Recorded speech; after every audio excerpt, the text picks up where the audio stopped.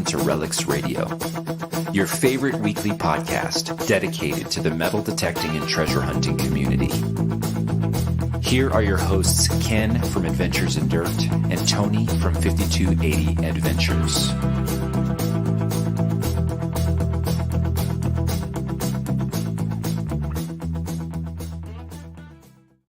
Hey everyone, welcome to Relics Radio. I'm DK with Adventures in Dirt. Good to see everyone on another Thursday. Coming to you live right here from Northern Colorado. That's right, Northern Colorado, where we've been having some beautiful weather. And I'll tell you what, I can't wait to chat with my co-host tonight. And we have a great guest lined up tonight. Let me bring in Tony, my co-host. You know him best as Mr. 5280 Adventures. And oh man, I lost your intro music. Where was it at? Darn it. I had one job to do. That's all right. And I missed the intro music. Boy, if you guys don't know his intro music, you need to go look it out. Can you sing your intro music? Yeah. I just need a couple whiskeys and we'll do it in about 2 hours. Oh, sorry, man. Jeez. How's it going, man? Yeah, good. Yeah, things are going good. We're a little stressed these days with things going on in the family, but you know, I'm getting out, having some fun. Yeah. How about you? Getting out at all? Or I haven't got out this week, but I tell you, the weather, I feel like it's made the turn in Colorado, and I think it's gonna be consistently good weather now. I don't know if we might have a one-off here and there. I'm hoping no more snow. That's for sure. You know, we'll get rain, but hopefully no more snow. But you got out today. I did. What's up with that? You played. I got a little secret. Yeah. Uh-huh. Yeah, I had an hour to kill between meetings, and so I just pulled out the detector and swung a little bit. So, yeah. That's good. It's good. Yeah, I needed some stress relief for sure. Yeah. No, you're not really. No, it was more of the thrill of the search. Right. Yeah. So it was fun. My friend Jeff, though, I went with our friend Jeff. Yeah. And he found some cool stuff, man. So good. It's not always about what you find, right? Not always. No, it's people you're with. It's the thrill of the hunt. I mean, all that kind of stuff. And, you know, sometimes you nail it. Some other times you can mark it off the list and say, you know, hey, we're probably not going to head that direction again. We did that a couple weekends ago, door knocking and stuff. So we're like, nope, we just won't go back to the house. You know, no big deal.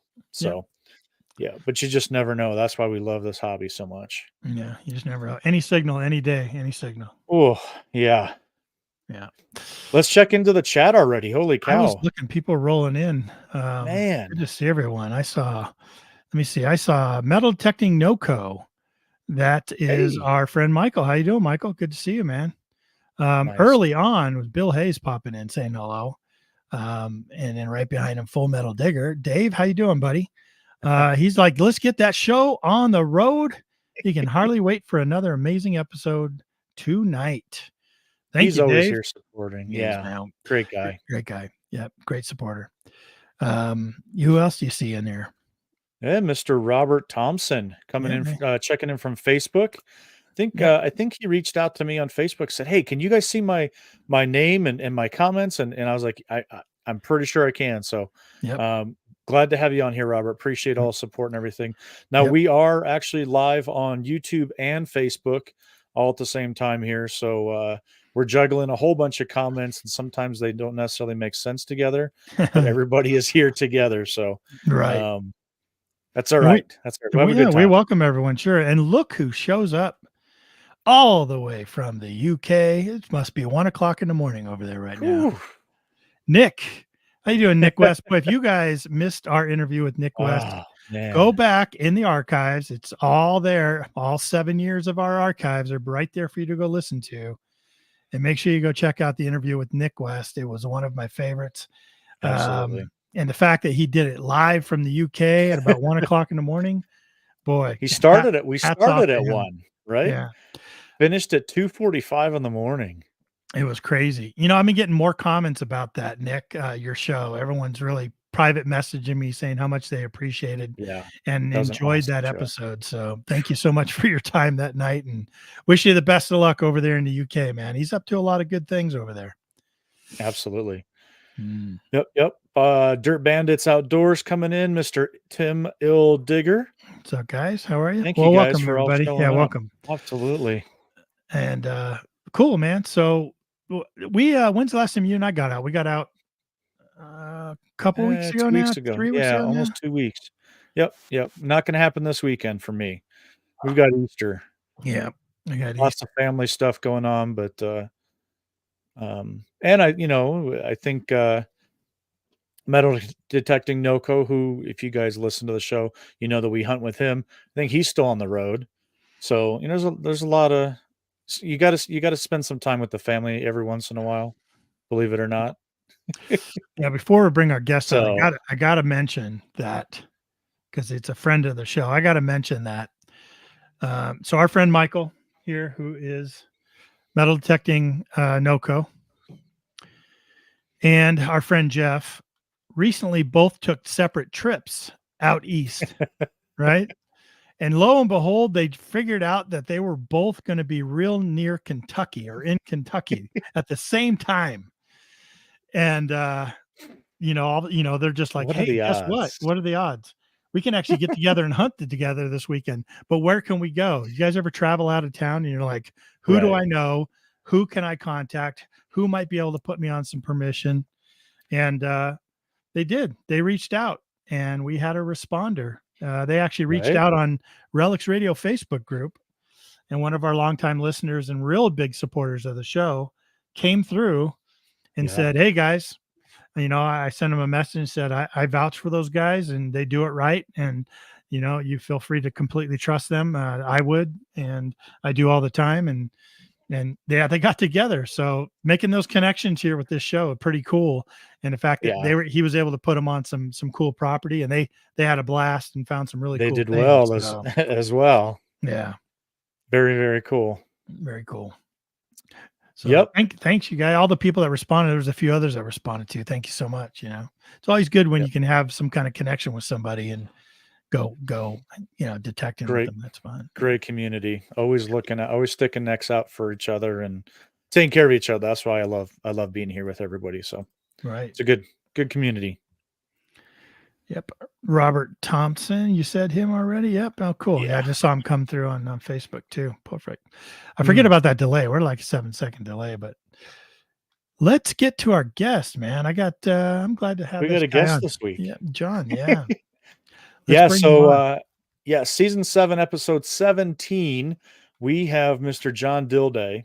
And I tell you, I came to know John through Facebook with a find that we're going to talk about here pretty soon at Digstock. But we want to have John on to find out more about John and just talk about stuff that we could talk about for days. So, John, thanks for coming on, sharing your evening with us. Thanks. Good evening. Hey, evening. Thanks for coming on with us, John. I know, we'll be talking about that little find you found, little later. Significant. It's a little something. A little better than this pull tab, but we'll see if anybody knows what it was. Can you identify this? Right. Throw it in the chat if if you can see a picture of it. If anybody knows what it is, I got to tell you, no one even knows what it is. I'm glad you put on that ID Me site so they could figure out what it was. Hey, John, whereabouts in the world are you? Are you up north, like northeast, or whereabouts? No, I'm in eastern North Carolina. Okay. So it's been a wet couple of days here, but the weekend's looking great. So looking forward to getting out. Excellent. Good.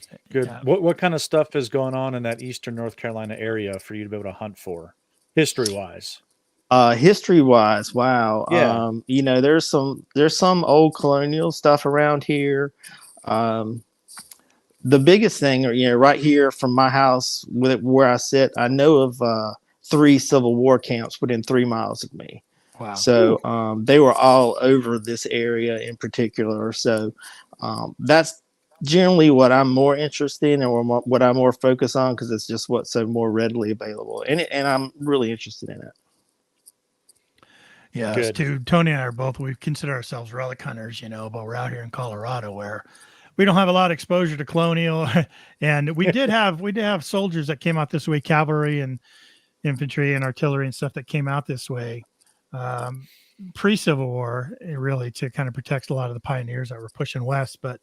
And we've found some camps of theirs, which is great because we never thought we would. So whenever we find military relics or cavalry relics from back in that period, it's a big, exciting thing for us, because we still don't have a lot of it around us.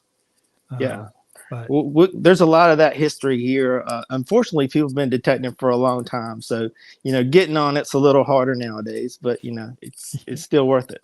Right. Sure. Yeah. Finding those virgin sites is a little more difficult, but tell you what, you find a good field or something that no one's come across yet, right? It's like, right. So I can attest. Yeah. Big Stock 9. You want to talk about that right away? You want to jump out of the gate and just I don't know, however you guys want to do it. I mean, it's kind of the elephant in the room. It's something I want to talk about. Yeah, absolutely. Tell us about Dig Stock, right? So Dig Stock 9 was actually in North Carolina, right? Right. Yeah, it was about 45 minutes from me. Yeah. Have you ever been to a Dig Stock before? Yeah, I've been to 7 Dig Stocks before. There you go. Oh, wow. Yeah, so 7 of the 9. I really enjoy those. I think Dig Stock has been, great for me metal detecting. I mean, I don't know where I would be. We can discuss that story without Dig Stock, and the people I've met through Dig Stock. I mean, it's just been amazing. Yeah. But I've enjoyed those. Yeah. What was the first one you went to? Do you remember? Yeah, the very first one back when it was. I did. That's a really interesting story because my wife Kelly, I haven't been detecting all that long. I've been kind of always hunting, looking for stuff. I remember when I was a little tiny kid, I would go to my grandmother's and I'd go sit in her lap and talk to her for a while, and then I want to go outside and I'd go sit down in the clover patches and I'd pull 4-leaf clovers, and I'd get 5 or 6 of them a time, and I'd run inside and I'd give them to her for good luck. And finding arrowheads in eastern North Carolina, native points and things like that. I never got into metal detecting. I had a really good friend. We hunted and fished all the time, and for about 20 years, and he passed away a few years ago. So that was really tough getting back on my feet again and by myself. But my wonderful wife Kelly, she bought me a metal detector, and so for Christmas, and I opened it, I'm like, Equinox 800. I didn't even know what Equinox 800 was, and I'm like, but I look at the picture, I'm like, but I can figure this thing out. So, and there starts an addiction. So, it was just a perfect gift. But I kind of started like everybody else. You have this, and what do I do now? So, after you've dug up your yard, you try to figure out, what are you going to do next? So we were about 2.5 hours from the coast at that point. And so it's like the beach, we'll go to the beach. So we were up early one Saturday morning and trying to make it before sunlight down to the beach for sunrise. And we had Relics Radio playing. And it was when the Dig Stock guys were talking about the first Dig Stock, the Dig Stock Mini. So we were like, really? Wow, that's in North Carolina. Wow. So my wife Kelly, she gets on her phone while we're driving down the road in the dark, and she books me a ticket. So that's how I found out about Dig Stock. Got my first Dig Stock ticket. So that very first one, and met just so many great people at Dig Stock events. They had a Facebook page, so we were talking before the event, and Kelly and I stayed there so we wouldn't drive so much. We could spend more time talking to people and meeting people, and we talked about who was in the hotels. I met these guys on Facebook that were from New York, from around Syracuse, so they were coming down. And then I said, "Hey, can I hang out with you?" And they were like, "Sure." So here's this new guy, and they're kind of take me under their wing, and that's the Relic Posse. So they've, I've just been hanging out with them ever since. Just great friends. We have a great time. We have a YouTube channel and put videos on Facebook. And So we try to get together a couple of times a year, go to Virginia and do some hunts. So yeah, just great friends met through that. And there you go, man. There you go. Like, yeah, really, I mean, that happens, right? You get with like-minded people and you all appreciate the same type of things. And sometimes there's some really good bonds that happen. And I love that story. I love it. Yeah. And then see the next year at Digstock, met my friend Chris, who's going to show up in the big story. So, met him, met somebody new. I also met my friend Dale, who actually, through Dale, I would end up meeting the guys in our club, which is Historical Recovery Association of North Carolina. So HRANC. So that's our local club. Great friends here, so I see those guys all the time. We try to get out at least once a month, sometimes quite a bit more.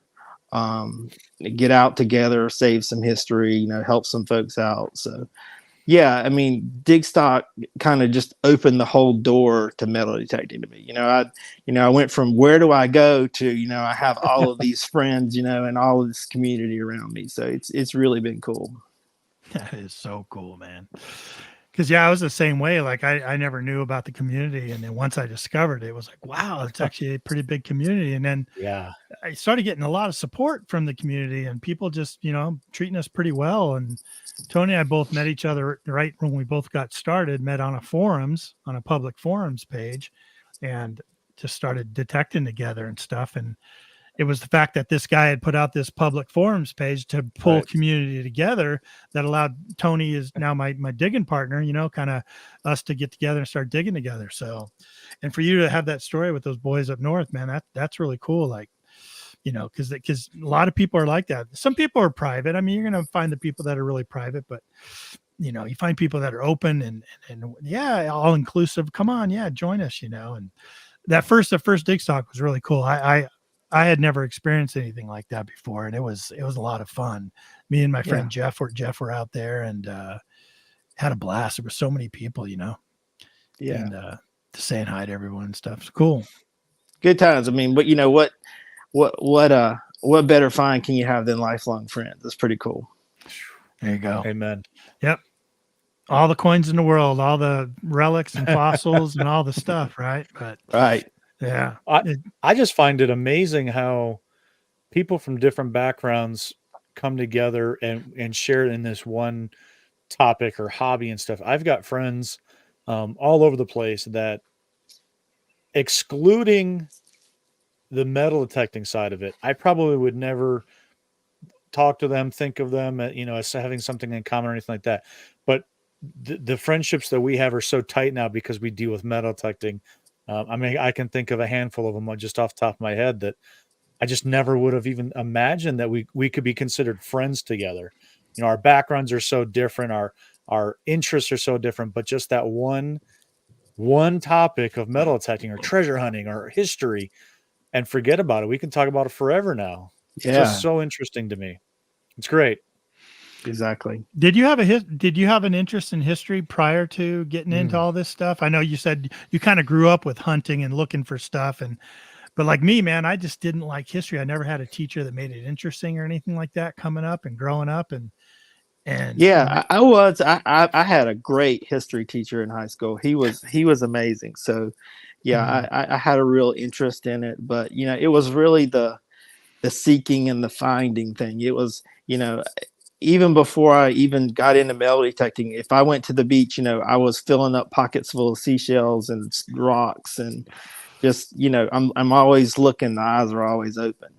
Yeah. And I had a 30-year career in law enforcement, looking for evidence at crime scenes, and so it's just like in me to do that. Yeah, you're a searcher. You're definitely I'm a searcher. I am 100% a searcher. Yeah.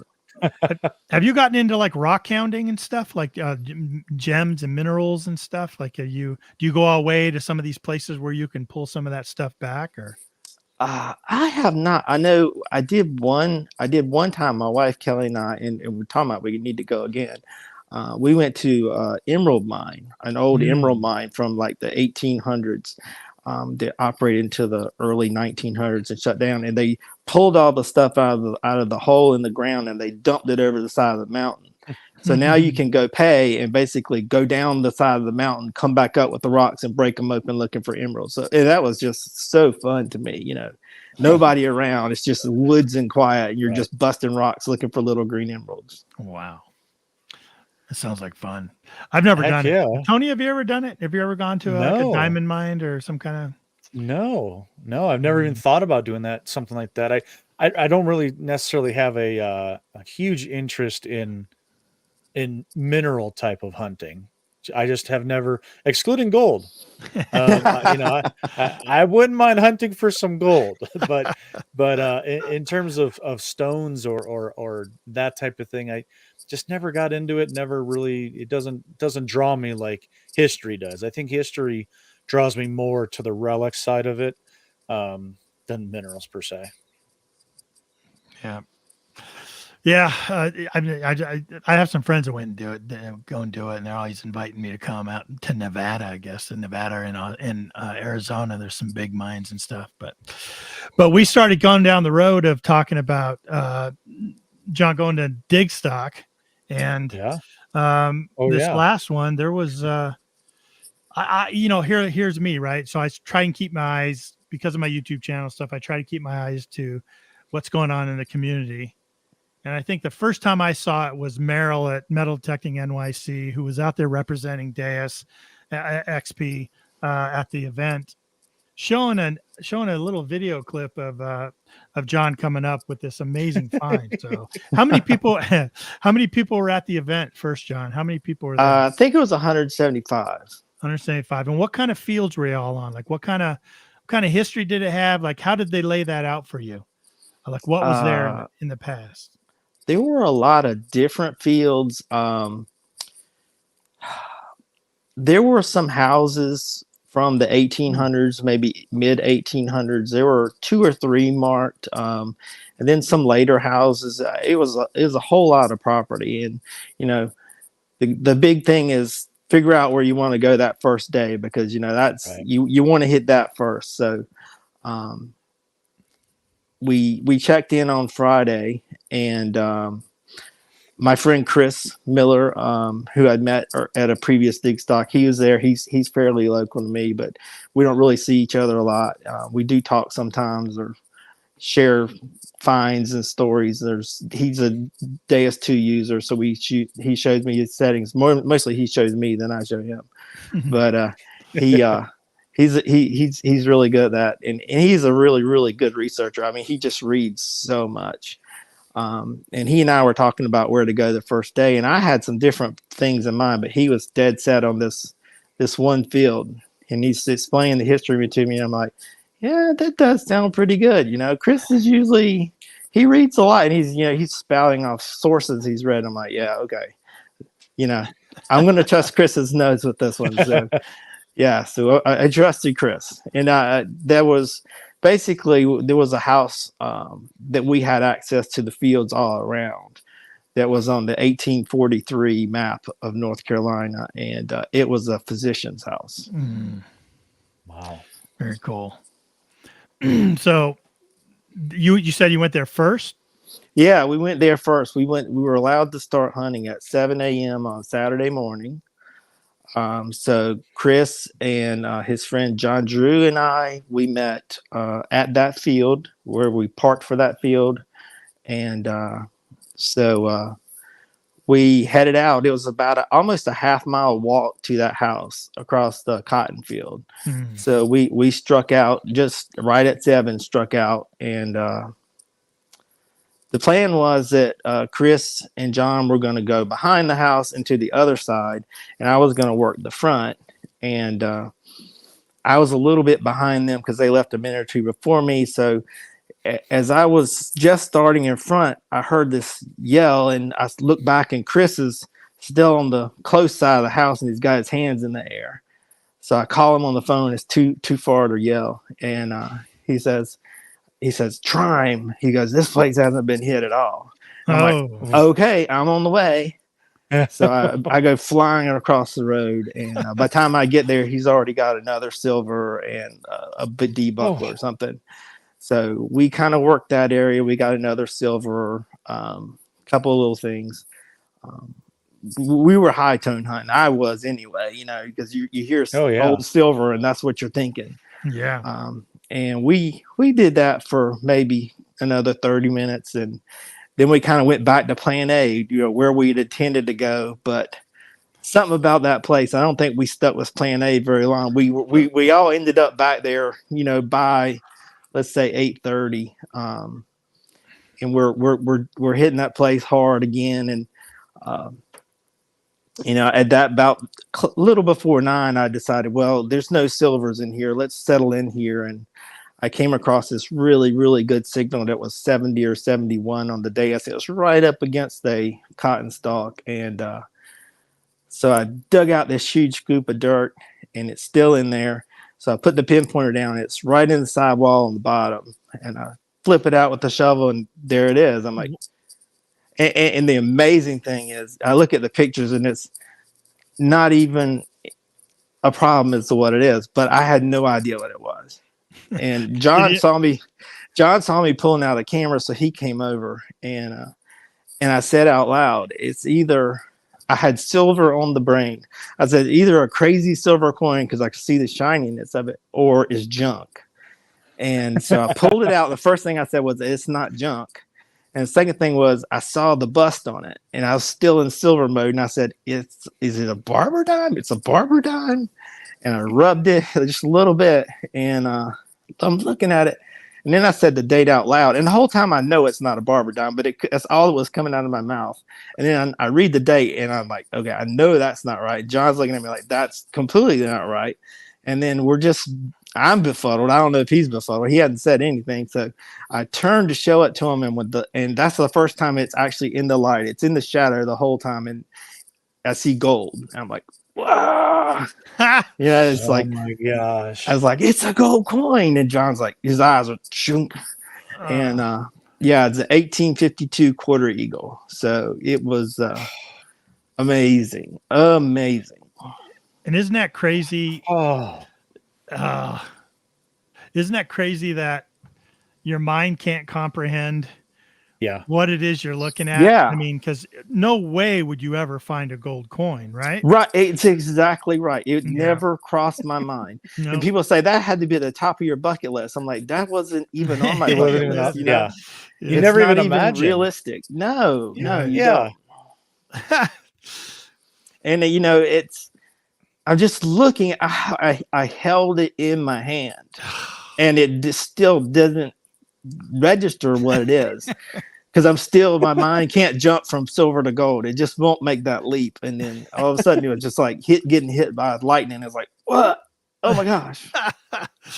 And I bet that caused a little bit of excitement with not only you guys, but did you have a lot of people around you, or were you guys pretty solitary out there? There weren't a whole lot of people on that field, but we tried to keep it that way. Yeah, right. Yet. Yeah. So I called Chris immediately. He was a little further away, and he comes running back. And actually, I told him, I said, it's $1 gold coin, and John had it in his hand at that time, and he goes, it's actually 2.5. I'm, oh wow. And so we're kind of in this little huddle, and we're kind of like high-fiving each other. You know, we don't want to like draw attention to ourselves. We're like, we're wanting the gold dance, but we don't want to stir up a lot of attention. So y'all can see it tonight and tell people later on when they're all coming back. But you don't want, at that moment, you don't want to have everybody come running over to you. I mean, right, exactly. Yeah, exactly. I didn't, you know, I wanted to make sure there wasn't like a jar of those things first. So. Oh man, that's right. You just never know. Yeah, so it was quite fun.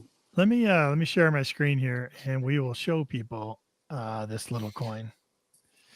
How about that? Oh, I'm sorry. That's all right. Do it again. Present. Hold on a minute. I'm still getting used to how to do all this. There we go. How about that? There's the back. Oh, here's the back of it. Nice little $2.50. Beautiful eagle on quarter eagle. beautiful. Look at that. Good detail. Wow. You know, people, Yeah, a lot of great people, John, don't. I mean, I'll tell you, Tony and I have been really lucky enough to find gold coins, and people just don't realize how great gold comes out of the ground. Right. Whether it's a ring or even these coins, you know, they're just brilliant. And I can understand you going like, yeah, like it's a weirdest silver coin. Like that cracks me up because I totally get it. Like I totally get it. Cause you can't fathom that. No. I mean, look at that. It's like this weird psychology experiment. You're so convinced it's not that your eyes are just, you can't even believe your eyes anymore. Right. Wow. Oh man. 1852. Look at that. Absolutely beautiful. Thanks. Yeah. Where is it now? Under your pillow? Oh, it's right there. Hey, there it is. Yeah. That's awesome. Right next I to need you, to send it for grading, but I just can't part with it yet. You know, it's a little rough. Yeah. Yeah. I feel the same way. Tony, you sent yours for grading, didn't you?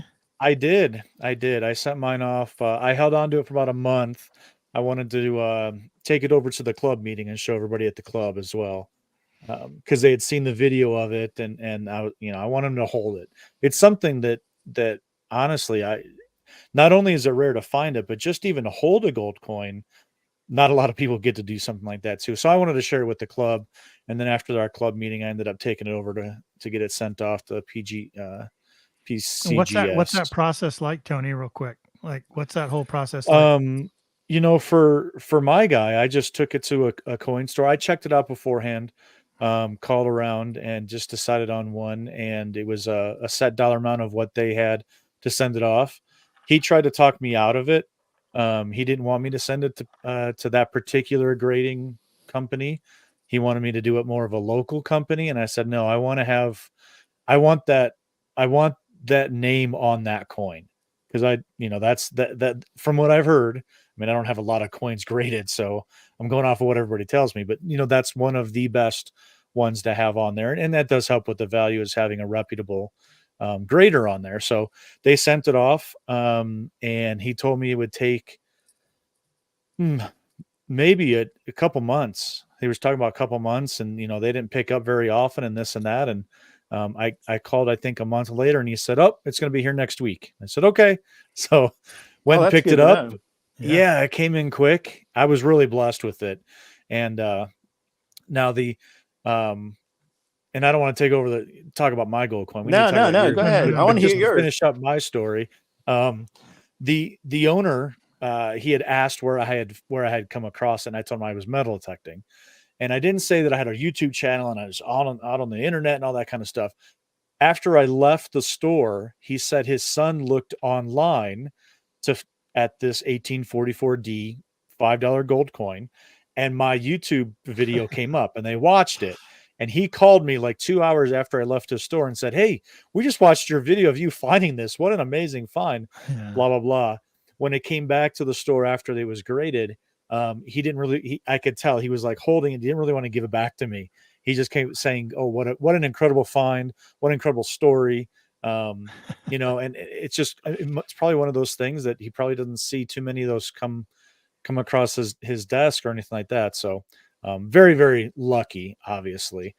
Just as all three of us, all three of us are very lucky to have inches and angles, right? Yeah.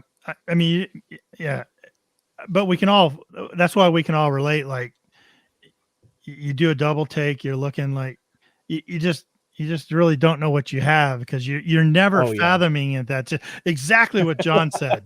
It's not even on my bucket list, because it's not really something that, it's a white whale, not even a white whale. It's just never going to happen. And especially in Colorado, you know what I'm saying? And it's like, well, all three of us kind of had the same exact reaction of, this can't be what it appears to be. It's got to be, my brain's messing with me, or it's something else. It's not actually that gold coin. Yeah. Right. It's pretty funny that your reaction was exactly the same. Yeah, and I mean, I wish I could say, boy, I heard that signal and I thought, there's a gold coin. But I'm in a field full of can slaw, and I run across this signal that it's no coin I've ever heard. I didn't think it was a coin, and the D2. I mean, Ken knows the D2. I mean, I hit over it and it didn't have any of that raggedness of something that was a crazy shape or something. It just sounded good, and I thought, oh, maybe it's a button. I've got a lot of Civil War buttons that sound like that. Let's take it up. And I was stunned. Yeah, repeating on you sounded tight and round, probably. Yeah, strong, and you're like, well, it's something interesting. Yeah, all of that. Dig. Yeah. Shoot, amazing. I remember I didn't want to touch mine, man. Yeah, congratulations, man. Thank you. Beautiful coin. Beautiful. Gorgeous. Yeah. Yeah, I remember I didn't want to touch mine. I was like I brought it out of the hole. Dropped it, and started freaking out, and calling all my friends over. And I saw what it was, and I think I knew what it was, but I didn't want to touch it for some reason. Like I just didn't want to. I don't know if I thought it was going to disappear or what, but I didn't know what to do with it. I didn't know what to do. Like here, I'm a YouTube guy, I make videos on YouTube all the time, and I didn't know what to do. I'm like, grab my camera. I remember my mouth got real dry. Oh, I know what you're supposed to do, but what did I actually do? Right. Yeah. I don't think I can completely tell you, but I know it's not what I was supposed to do. Yeah. Absolutely. I had a little bit of language going on. I know that our buddies that we were with, but what a feeling, man. What a feeling to afterwards. And then Digstock had to explode. Oh, yeah. Yeah. Right? Word had to get around, John, and it had to explode. Like, what was that experience like? Like coming back to the base and it was great. It was great. I took it over to Merrill and showed him, and that's when that video was made. And then, I showed it to folks. They didn't put it in the display case, and leave it for everybody to see. But I did show it to everybody that wanted to see it, let them hold it. And, it was fun. Everybody needs a shot at that. I let people swing over it, let people listen to it, but it was fun. I had people come up afterwards and say, hey, you kind of gave me more life after that. I was feeling kind of down, and I see that thing and I'm like, oh, let's go. So, had somebody say, hey, I had a family emergency, and, I got here late, and I was thinking, it's probably all gone. And then I see that coin and I'm like, ready to go. Yeah, isn't that crazy how one find can completely change your outlook on what you're doing? I mean, you can go a couple hours, right? And dig nothing but can slaw. And, so then you start digging some iron because you're like, I want to change it up a little bit. And then just one thing comes out, and all of a sudden you're back focused again. You're not You're not tired. You're not hungry. No, you're not hot anymore. Nope. Right. It's awesome. What a great hobby, right? At any point. It is. And then it's not just a gold coin that can cause that. It's any really good find, because we all know we can just be detecting all day and really not finding much. Yeah. I recently had that experience with a seated half dime. It's like never found one before. So when I found that, all of a sudden it was like, oh yeah, renewed energy, renewed interest in this spot. There is stuff here. And it just seems weird. Like once that first one come up that you found, Tony, like everyone started popping all of a sudden, started listening to the scratchy signals that are coming through and repeating. And you're just like, okay, that stuff's deep here. Okay. Now we know it's deep. Let's go after those deep signals. But I had a very similar experience with that buckle I sent you a picture. I mean, the plate. I was getting ahead of myself there. The plate. Yeah. Yeah. I was with the Relic Posse in Virginia. The first time I ever went with them, and I was using my Equinox 800, and I love that thing. And jeez, I had a tough time with that red clay. I mean, I wasn't that good with it anyway, and then you jump in the red clay and it's just brutal. And the other guys were used to it, and they were picking up bullets and things right and left and buttons, and I was like, oh, I got to get something. I just couldn't get it working. And I was, researching on the internet at night, and I called a friend from Dig Stock One who'd been to DIV before and used the Equinox. What do I do? What do I do? And I finally got into Andy Savage's book, and I got something that kind of worked for me a little bit. And the last day I was feeling kind of good about it. And we were about an hour from time we were all going to head out and head our separate ways. And I was swinging, and I got a good signal, and I dug that thing, and I dug the plug. And when I turned the plug over, it was in the side of the plug. You could see the edge of it. And literally the first thing that popped in my head was, darn, it's not a bullet. Oh, and darn it. And then I peeled the thing back, and I could see and I was just like, and they look at Bill looks at me and goes, what is it? And all I could say was buckle. Buckle was the only thing that would come out. That's what you got out. Yeah. And he comes running over, and he's like, what? And he goes, what's on it? I go, Eagle. It's like I felt like I was a 3-year-old again. The thing, it's the green. Yeah. Green, It's a movie. It's big. Green. You got it. Yeah, it's round. It's got things on it. Oh my yeah, God. it can turn you into mush. Oh, I couldn't imagine. What a beautiful piece too. Have you found a lot of plates Great in your condition. area, or is this your first one? Or That's my first and only one. Yeah. Oh my gosh. Beautiful. You're Not just mangled Found at buttons all, and bullets and things like that. Not another plate. Came out beautifully. Wow. Yeah, so that was funny. in that red clay. Right. In the red clay. And that red clay is pretty mineralized, isn't it? Oh, horrible. Yeah. Horribly, right? Yeah, horribly. So, Nice. But yeah. Very nice. Well, I enjoy going up there with those guys. I bet. They're like, let's not bring John anymore. Yeah, there was some talk of that. Hey, I want to say a special hello to Kendall DILDAY in the chat. Yeah. Kendall's John's dad. He wants to say hello. He said he's John's dad and now his digger. Do you bring him along with you to dig up all your targets? Is that what you do? You're like, flag. Get it, Dad. No. No, he's bitten by the bug too. Is he? Excellent. Yeah, he's 82 years old. He still plugs with me all day long. So Good. Man. yeah, he's in our club, and they call him the legend. They like, if I can be half that old and still going, I'll be happy with it. There you go, man. So yeah, Absolutely. I'm glad he's listening. So what did he think when you said, guess what, Dad? I got a gold coin. You're never going to believe it. yeah, I called him within minutes, and he was like, what? What? Yeah, I called Kelly, and I called my dad, and I sent pictures to the Relic Posse.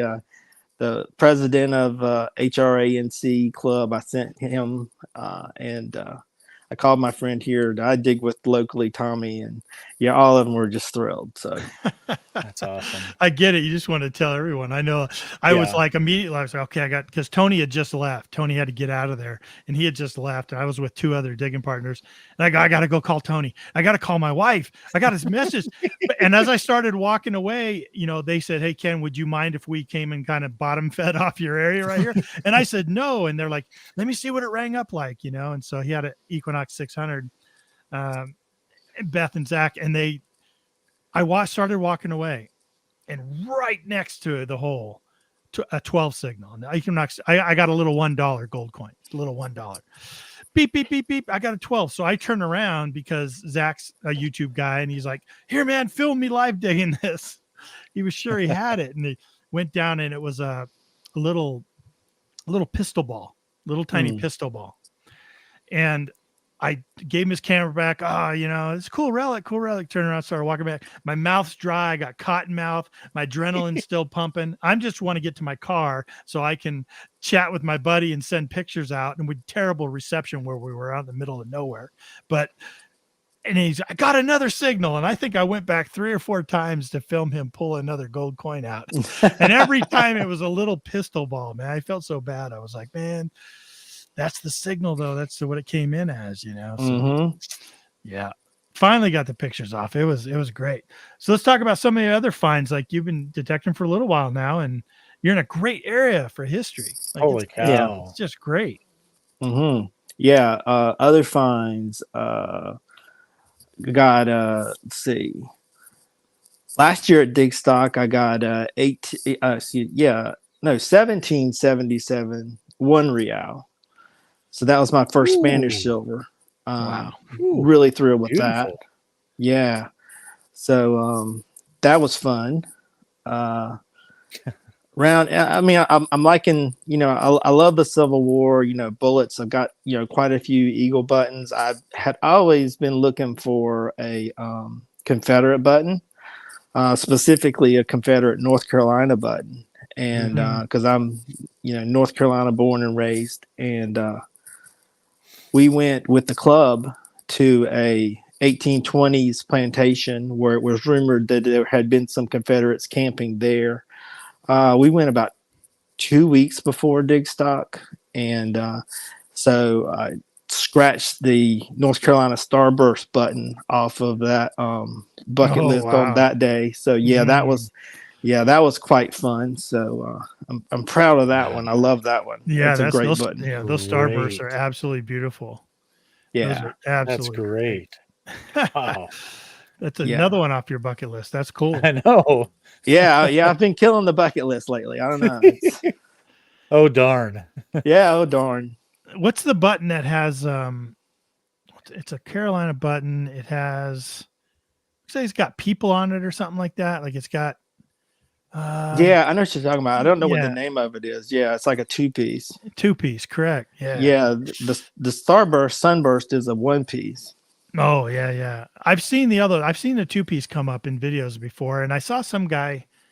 Oh, it was probably a few weeks ago. He put out where he is on a hot spot, and he found like 4 of them.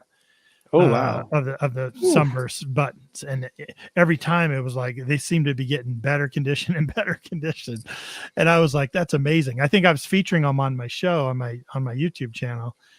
And I had a hard time not just showing every button that he found because it was pretty cool, that he found so many and they're such beautiful buttons. But that's great. You know what else I noticed about you, John, was that you've done a bit of fossil hunting over the years, and you sent us some really cool pictures of some of the teeth you've found now. Yeah. Man, tell us about fossil hunting. Like, how'd you get into that, and whereabouts do you do that kind of stuff? There's a lot of shark tooth hunting around eastern North Carolina, from the fossil record that's underground there. And growing up in eastern North Carolina, the phosphate mines are digging down for the phosphates that are in that layer. And so a lot of the stuff that comes out of those mines that they don't use, they kind of sift and use to like fill roadways and driveways and things. And so when I was a kid, we'd see a truck coming down the road, to fill a driveway, and we'd jump on our bikes and chase the truck because we knew there were shark's teeth in that, because that was coming out of those layers. And they were all little because they were screened and everything. But kind of got into it doing it that way. Dig Stock 1, the first one, that was another thing we were talking about on Facebook. Somebody got talking about, hey, let's go fossil hunting the day before. And somebody was familiar with it. So the Relic Posse, I went with them. We got together, and this guy was showing us, how to do it, where to do it. And we were like, oh, wow, okay. It was very cold. We had waders on because it was early March, and I think it was like below freezing in the morning. So it was a little rough to do that. But my friend Chris Miller, he's gone with him a few times. He's really into it. He dives for them too. But he's kind of showed me the ropes. But we've kind of taken it over. My dad goes with me a lot. We have a lot of fun. Check this out. Yeah, my friend Buddy. Wow. But we hit creeks. We hit creeks here in eastern North Carolina. So what happens is the creek washes through those layers as it's eroding down, and the teeth and the fossils fall down into the bottom. So we, walk the creeks, and we feel with metal rods and feel where that kind of that crunchy layer where that teeth might be in is fairly close to the surface and fairly deep. And what we'll do is just dig it out and screen it and look for the teeth. Oh my gosh. So what we're looking at Wow. right now, a picture of there's I don't know, 1, 2, 3, 4, 5, 6. Now, how old do you say these teeth are? They look pretty big. I mean, Yeah, they're not huge by standards. yeah, The we've seen four, huge ones, right? yeah, the four on the right are great white teeth. Don't know the age on those, but the two on the left, as I understand it, are kind of like a ancestor of the megalodons. So they're like even older than megalodons. Oh my gosh. Wow. So they're probably millions of Amazing. years old. Wow. Is that just crazy? You hold something that's millions of years old. You know, it's crazy. Yeah, I mean, I'm crazy. I've seen people pull dinosaur teeth out of there. Crocodile teeth, whale teeth, Wow. mammal teeth. Land mammal teeth. It's crazy. That's incredible. Creeks just running right through the middle of town. You park and dive in. Start digging the stuff out of there. I know here in Colorado, I'm a big fan of collecting petrified wood. You know what I mean? And it's sometimes it's cool looking stuff, and it's millions of years old too. And it's like just holding something that has been around that long, and it's you can't fathom it for one thing. You can't fathom that kind of age, but yeah, it's pretty cool, man. I think I would really love to dig for some teeth and go look for some teeth. Maybe if I ever make it out east, I know Matt Howe with Gone Digging goes a lot. Maybe he'll take me out someday looking for teeth. Yeah, I'm looking to get the Relic Posse down here. They want to do it again. They didn't really get a good taste of it last time, so now that I've kind of gotten into it a bit, yeah, I wanted to do it in March. We talked about doing it in March, but it's just been too cold. But we'll get it. Yeah. Have you ever done any kind of other treasure hunting, like magnet fishing or mudlarking or anything like that? I've wanted to do magnet fishing. I haven't. I do like to do the native hunting. I've gone to the dig stock native events and done some digging and sifting. Have a big sifter, and I personally didn't find that as enjoyable as I'm just a walk and look guy. So I like to just find a good area and walk slowly and look for the chips, look for the signs, look for the little pieces, and then start looking for some whole ones, some whole points or other tools. When anytime I'm out detecting, I'm anywhere near some water or someplace that looks kind of good. It's got a good where I can see the ground really well. I'm always looking and I pick stuff up as I'm detecting. So I really enjoy that too. And we actually pull them up out of creeks when we'll get in the creeks and we'll kayak way up a creek to do some fossil hunting and we'll pull the points and stuff out of there too. Yeah. What kind of tips do you have for people? Go ahead, Tony. No, go ahead. I was going to say, what kind of tips do you have for people out there that may want to get into sort of Native American artifact hunting and stuff? Like, are there certain land types and land, I've always heard sort of high land near water. Yeah. Highland around here, it's the sandy places are always better. I don't know if they made the places sandy by what they were doing there, or if they picked the place because that was the place that drained really well and it was high and it was dry. Those seem to be really, really good places. But yeah, near water, that is anything like that. Yeah. That seems to be the fact too when we're looking for different military camps as well, near water. And obviously, high ground for protection and advantages and things like that. So it hasn't changed very much over the years. Everybody's looking for the best location. Exactly. You're going to need water for the horses and, where you can be the safest. So, yep. I was going to ask you, I mean, you said that you would take, the kayak up the stream and stuff like that. We've got the friend Brandon over in Alabama who that's how he searches for bottles is in these rivers. Have you taken up bottle digging and things like that as well? I haven't. Chris, my friend that I met through Dig Sock, Chris Miller, he does a lot of bottle diving. I've not really gotten. I've pulled up some bottles while I was looking for teeth and artifacts and stuff in the water. I've never really gotten into the digging. I do want to get into like trash pits and things. Yeah. That's kind of where I'm headed next with this. So it's kind of my next obsession, maybe. Isn't that crazy? I mean, people think that we're just weird and off, slightly off, because we're like, I want to find a really old trash pit, jump into it, and find what people threw out. Yeah. You know, or did other things. If you're finding a privy pit, you know, or did other things inside the pit. You know, and people are going, well, why do you do that? It's the all-encompassing history part of it. It doesn't necessarily have to be a coin or a relic. It could be a bottle. It could be a shoe, a hat from somebody who 200 years ago had that, and all of a sudden now we're touching it again. Isn't it crazy how our minds work like that? This passion for history. Yeah, around here, you know, there's so many troop movements during the Civil War. You know, when they were camped out and they were going to move, you know, they couldn't carry stuff that was broken or not any use to them anymore, so they just buried it in a big hole. So, you know, that's kind of the thing. You know, find where they threw their stuff right before they moved on, and you know, you can find all kinds of stuff down in there. A lot of the places around here, like I said, they've been hit hard for a lot of years. Sure.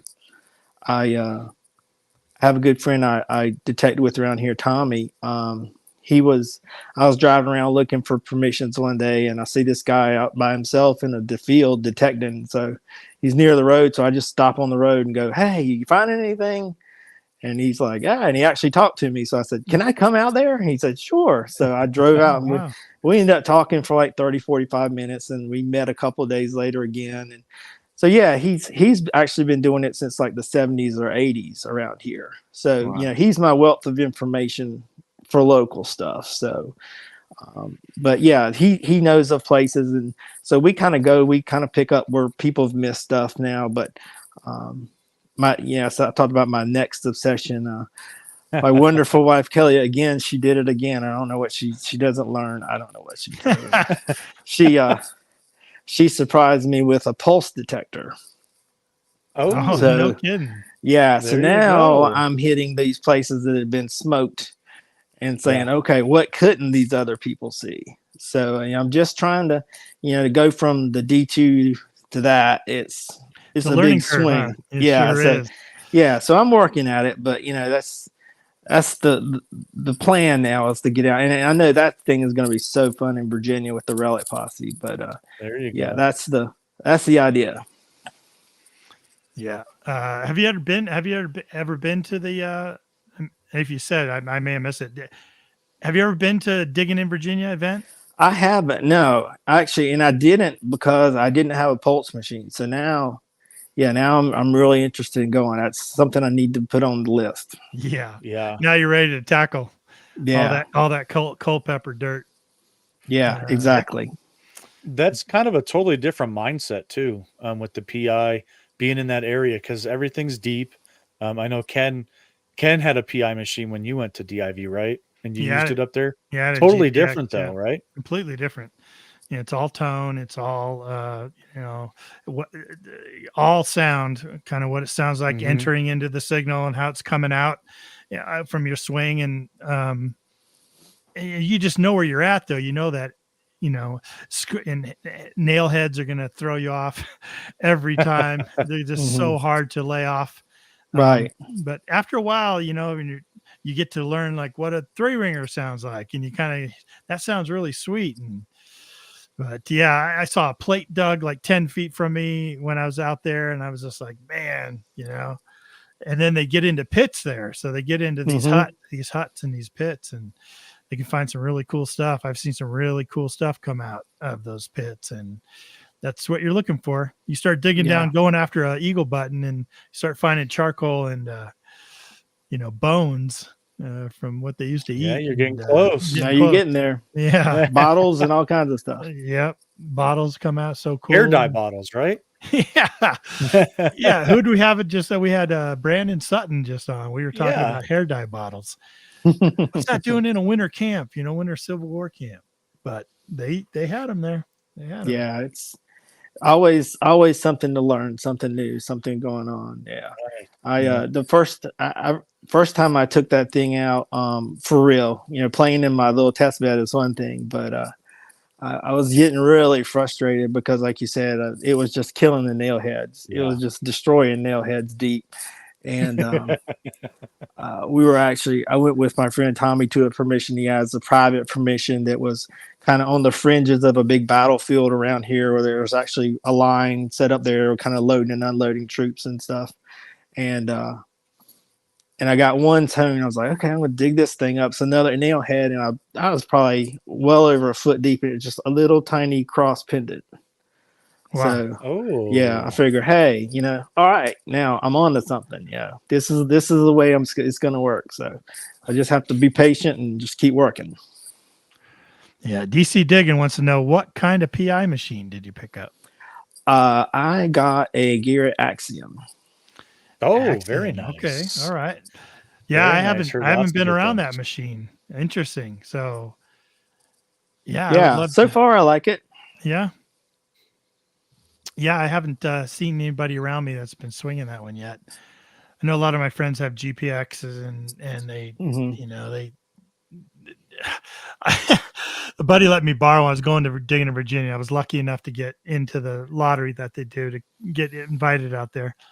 And I thought, man, my arms are going to fall off because the GPXs are so heavy, and I thought, should I buy one of those slings that they make to kind of help hold your arm up? And I didn't. And you know what it was? Same as the gold coin kind of story. It was adrenaline. Like, I had 3 days to do my worst out there. And it was just, I'm just going to keep swinging. I'll swing the coil left, right, and set it down and just give my arm a rest a little bit and then pick it up and keep swinging, And I have that. I don't remember the name for it. The Mind Live vest that has the kind of support in it to kind of help hold it a little bit. That really helps with that bigger machine. Yeah, very cool. Well, yeah, I mean, it's going to be interesting to see how you do with that. We'll be watching, I'm sure. That's going to be great.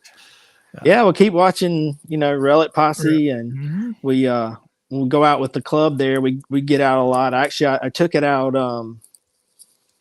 I took the PI machine out. The last hunt we went on a couple of weeks ago, that we went back to the same place where I found the button, the Starburst button.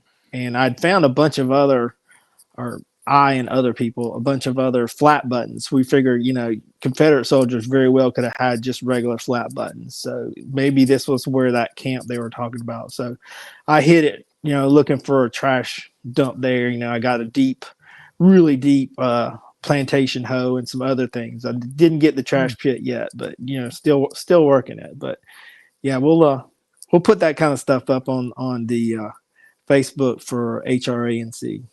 Yeah. So whereabouts is the Relic Posse up north? Are they up in upstate New York area, or they're in Syracuse?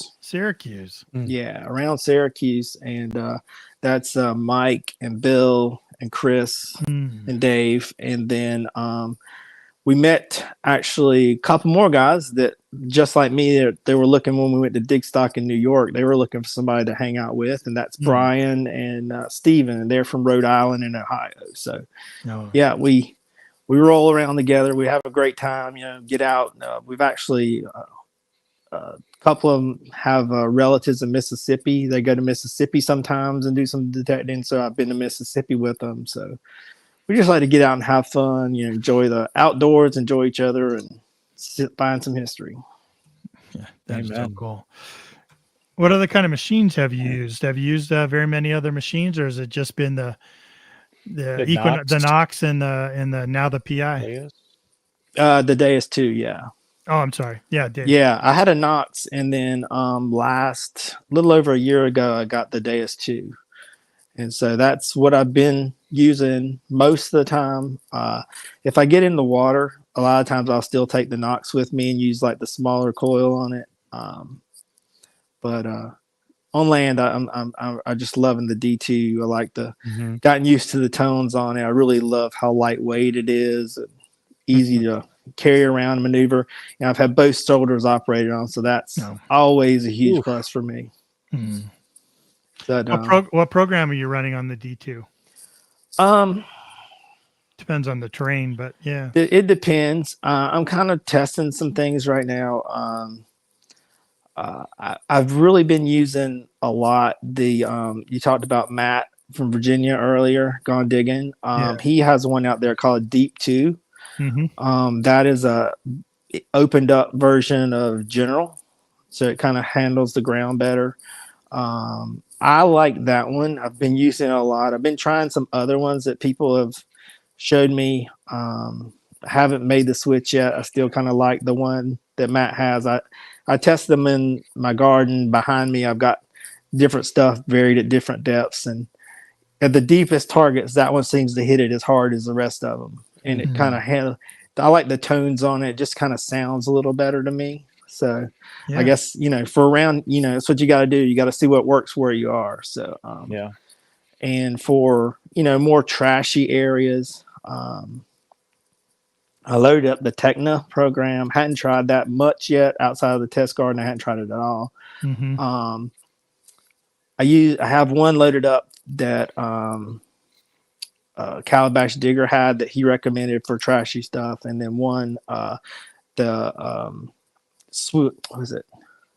Sweeper? One Southern Relic. I was trying to. Is that the one Southern Relic has? Sweeper. He's Sweeper. Yeah, program, right? yeah, that's Sweeper. Mm-hmm. So yeah, I have that one too. Yeah. So yeah, I bounce them back and forth between those two for like more trashy places. Past few times I've been out, I've been kind of playing with the WS6 puck, actually on a wristband.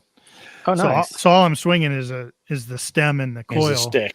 It's a stick, and stick with a small little coil on it. Yeah, I put the little puck underneath my wrist so that when I'm walking, I just kind of looking real quick if I wanted to check the numbers, and it's great. It works just fine. It's very easy to control, and it's super light. And I've been really enjoying that. And like you said, you pre-program different programs on there for you, having you just switch through. And what I've really been enjoying is hearing a target and then just hitting over to another program to see what it sounds like. I always that do program. that. Yeah, like you after a while you learn how many clicks down to whatever target you want. So you hear something, you go, what would that sound like in this other? You click, and you listen to it again. Yeah, what would that sound like on Park? And you're like, no, I don't like that. Or you're running across the field wide open. Yeah, you run across the field wide open, and all of a sudden it starts sounding terrible, and you like back it down to something, with a lot higher reactivity. Yep, that's fun, a lot of fun. So, what would you say is your favorite relic that you've found? And we just talked about that plate, but since we already talked objection, about it, leading the witness. You can't. Come on. You can't name that one. So let's get beyond that one. Okay. Besides the plate. Well, the plate, the plate. I don't know. The coins doesn't count as relics in this game. No. I got that. That's my next question. Coins. That's the next one. Okay. Yeah. Yeah. Well, all right. I have to. My expert over here, my wife's sitting there. She's passing me this because I think it's her favorite too. Hey, hold on. So this is the little cross that I found that I talked about, so and then cool. This one is a little plate. It has the Lord's Prayer, and that came out of the Virginia field where there was a huge camp. Wow. Very cool. Nice. So the story, right? I mean, is that's one of the things that just grabs us all. Like, what is the story? Who had that? What did it mean to them? And was it passed down? Like, gosh, what do you think the story is? What's your story? Mm-hmm. I don't know. I mean, other than that has to be something that was really important to the people that lost it. Something that they were really hanging on to help them get through all the things they're going through, all the bad stuff they see every day. They still had this to keep them going, and then they lost it. So it's my favorite finds are the ones that are personal. Right. Yes. It was 1000%. personally used. And if you can ever find something with a name on it or with something, even, that's probably my favorite, something of a personal nature like that, but especially if you can do research on it, but also things that I don't know what they are. You know what I mean? Like sometimes those are some of my favorite finds where I'm like, this looks important. This looks interesting. It's got a patent date on it. I'm sure I'm going to be able to research it. And then you go, because it leads you down this educational, I call it a rabbit hole of trying to find what this thing is. And along that road, you can discover all kinds of other things, like. I really enjoy that part of it. The Relic Posse, we do the YouTube stuff when I joined the club, HRANC. Sorry, my wife was handing me something. I'll show you in a minute. You got to get her on screen. You got come on, just hand. Yeah, she's the all-star here, right? right. Yeah, she's the one that's keeping me going here. There you go. There you go.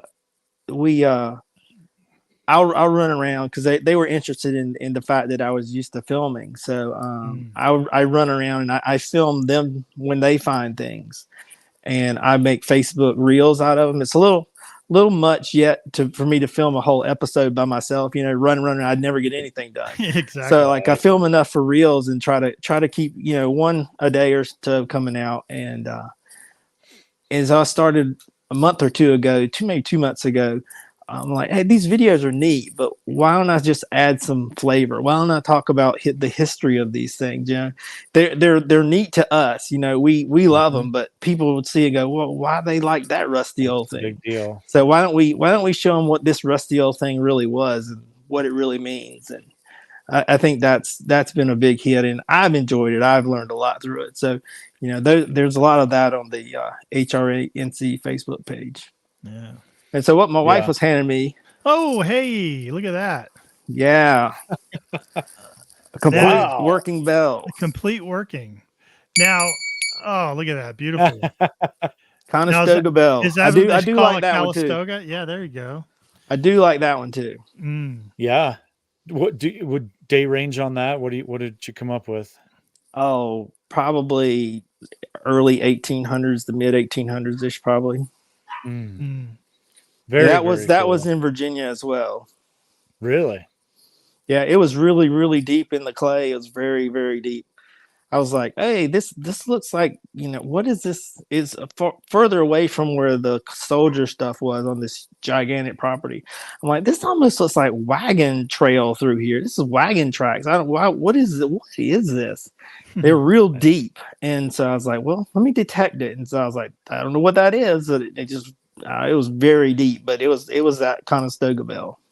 Wow, that's awesome. I would love to find one of those. That's I found some crotal find. bells, but never a Calistoga bell. I think that'd be so cool.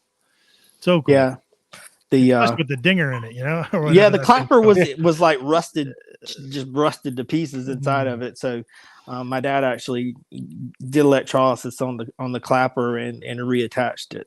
Oh, nice. Oh, very cool. Great job, Dad. Did you? Do you clean your finds and display them and stuff? Do you do that? Because some people do, some people don't.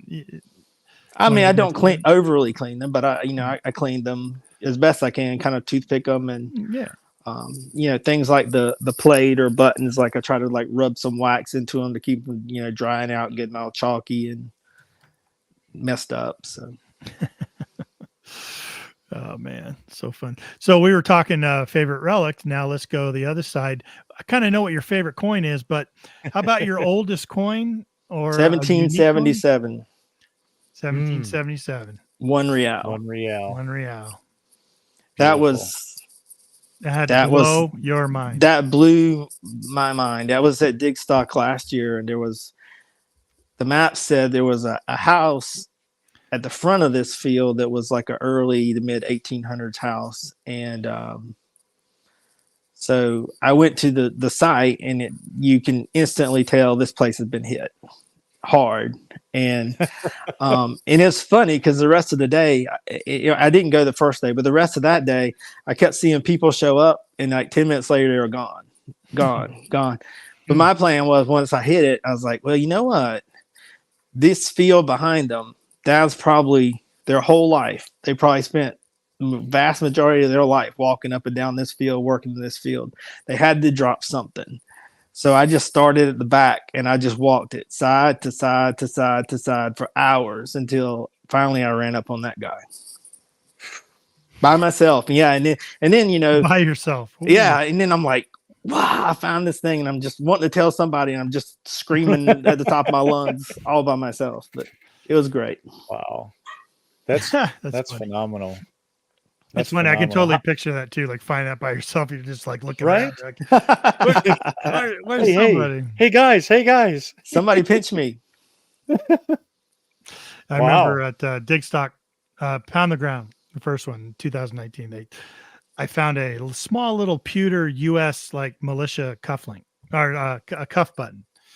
You know, said U.S. on it, made out of pewter and stuff. And I remember Kirk with the Hoover Boys was right beside me, and I'm looking around looking for anybody, and there's Kirk, you know, and I'm Kirk, hey man, check this out. I'm from Colorado. I don't know War 1812 or Revolutionary or whatever. And he's like, man, I don't know. He's like, I hope that's not like a Bazinga thing, you know? And I'm like, man, I don't know. It says US on it. It's got to be something, you know? So I made my way back to the tents, and there was the Historical Society was out there. And as soon as they saw it, they're like, yep, it's exactly what this is. And I was like, oh, my weekend's done. I can go home now. Yeah. But a lot of fun. That's man. awesome. How about the weirdest find? Wow. Something that just was absolutely strange. I think Brandon last week was talking about the ceramic doll heads or arms or things like that, you know, just kind of, he found a glass eye as well. Like something that's just strange that you know. Wow. Anything strangest. come to mind? I don't know. Let me ask my expert. What is the strangest thing I've ever found? That's a tough question. Tough. That is tough. You know, I'm going through the mental. Yeah. You ever heard of the frozen? What are they called? Frozen Charlotte dolls. You ever heard of that? Mm-mm. Yeah. Yeah, I had never had either until we started having people on. Who was it? Who'd we have on, Tony? That it first started educating us about that. They're just these little ceramic white dolls. It was Buckle Boy. It was Buckle Boy. Yeah. It was. Yeah. And what would they do? They would take them and put them in cakes or something like that. Right. Oh, okay. I've heard of that. Yeah. Okay. I didn't know it was called. And then you find you find the little doll and you're the winner. Yeah. Yeah. Right. And you find them in the ground all the time. You can find them. You're like, what's this little ceramic doll doing in the ground? You know.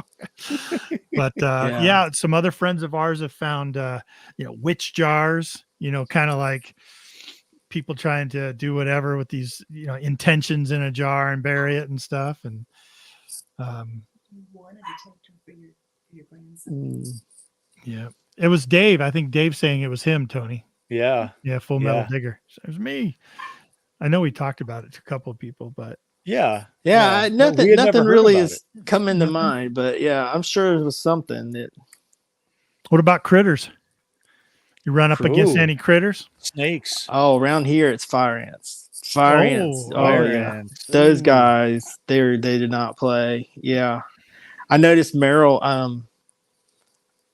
that video that he did from Digstock, he like digs right beside him, and I'm just cringing on. But I think it was cold enough where they didn't just come spilling out. I think he got really lucky on that. He got really lucky. Yeah, yeah. Those things, man. They're nasty. You kneel down on one and you're done. But yeah, those things are pretty nasty. Yeah, I've looked for snakes and things like that. I've never really come across those type of things. Going out kayaking and canoeing for fossils, you see the standard, beavers and otters and those kind of critters. Did run up on this is amazing. So this creek, one of these creeks we were going to is probably knee deep to waist deep, anywhere in there, just depending on where you were. And there was like a 5.5 foot sturgeon in there. Really? Really? Wow.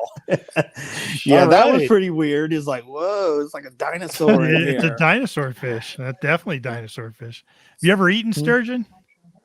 I've never. No. Oh, it's amazing. Is it? One of the best tasting fish I've ever eaten. It's amazing. We caught them in Northern California a lot, in the San Joaquin Delta, and out at some of the Montezuma Straits and stuff out there. Like sturgeon's one of the best fish I've ever eaten, but boy, do they fight. And they have razor sharp spines on their sides and on their top. And so when you catch them, first they'll fight you for 20, 30 minutes and they just won't give up. And they're survivors. Like I know that the people I was fishing with the first time I caught one, they said, we've got to cut the gills and we actually got to bleed this fish out because it's too heavy. And if we bring it in the boat, I mean, a 60-pound fish, we bring it in the boat. If it starts rolling on us, it's going to tear up the boat. So they would bleed it in the water a little bit, and then they would bring it in and they would hog tie it. And that darn fish was still kicking, like still trying just to get free. Almost felt guilty because I was like, this thing wants to survive, man, but I'll tell you what, it was really good eating fish. Sturgeon. Yeah, we saw ours. It was a hurricane had happened and the river had backed up into that creek, and the creek went from knee deep to like 6 or 8 feet deep. Wow. But then it dropped just as fast and he was stuck in there. He couldn't get back out anymore and they had to come out there and rescue him. But yeah, they're super protected here. You can't even touch them. So they had to get special people to come in here and get them. Interesting. Very interesting. Hey, I wanted to ask you something real quick. I had seen a picture that you had posted on Facebook, and it was about a rare bullet called the 52 Sharps multi-ring Gomez and Mills. Do you remember that? Yeah, I remember that. Yeah. Do you know anything much about that, the history of that, or who it belonged to? Which regiment or something used them or anything like that? I don't. Yeah. I don't. That was a while back. Yeah, it was actually it was on a plantation that our club HRANC went to, and my dad found one, but his had been chewed pretty badly, and then I found one that was like a drop, and so we could tell from mine what his was. So he and I both found one. I don't remember the details.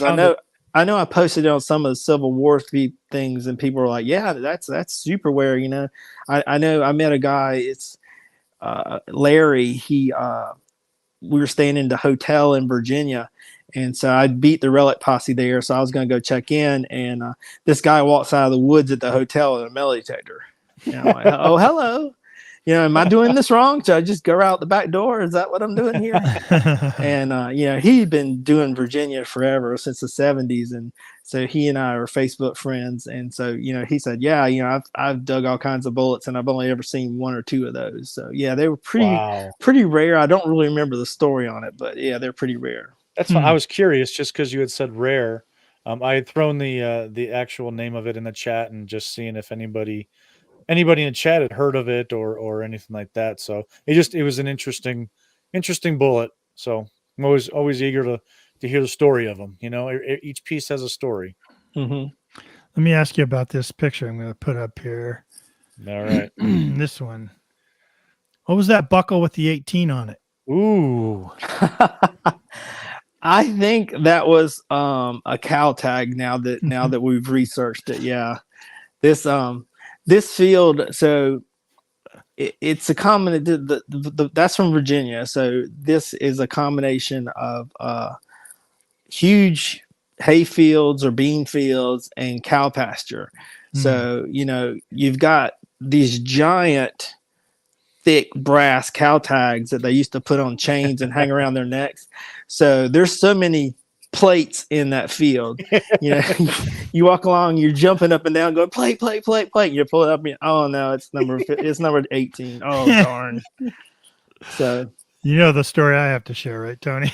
I was going to tee it up for you, but I figured you would have just led right into it. Absolutely.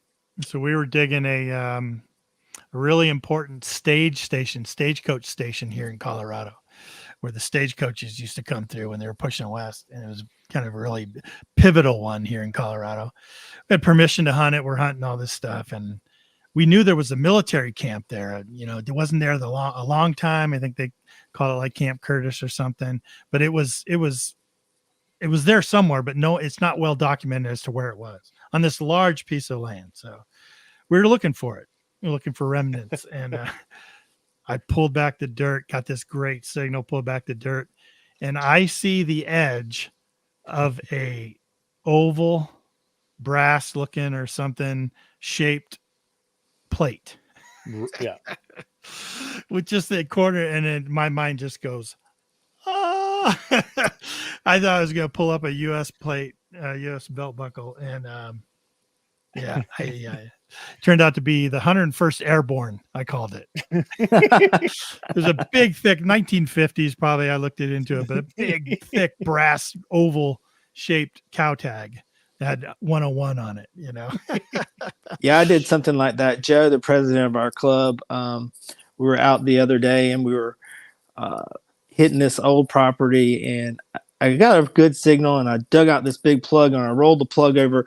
There was this big, like, large stent looking thing right in the top of the plug. I'm like, oh my goodness. So I like picked the whole plug up. I'm like running over. I'm like, look at this, look at this, look at this.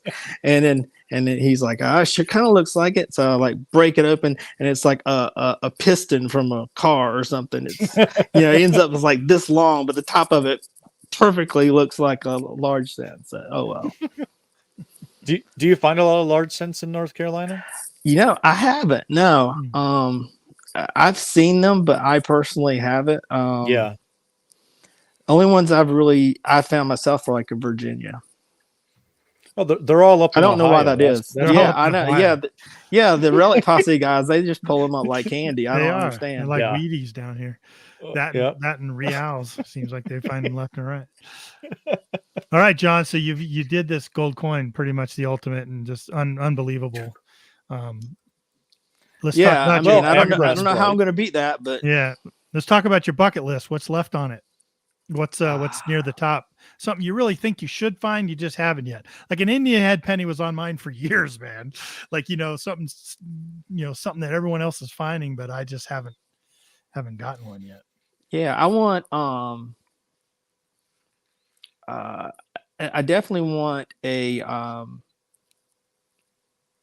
North Carolina button, Civil War button, the 2-piece now to go with my other one. I guess that's the state seal, the 2-piece button. Yeah. State seal, yeah. Yeah. So that would be the set. I mean, I kind of need to make some sets. I need a Confederate plate to go with my Union plate. I mean, I think that the two of those together would be awesome. Yeah.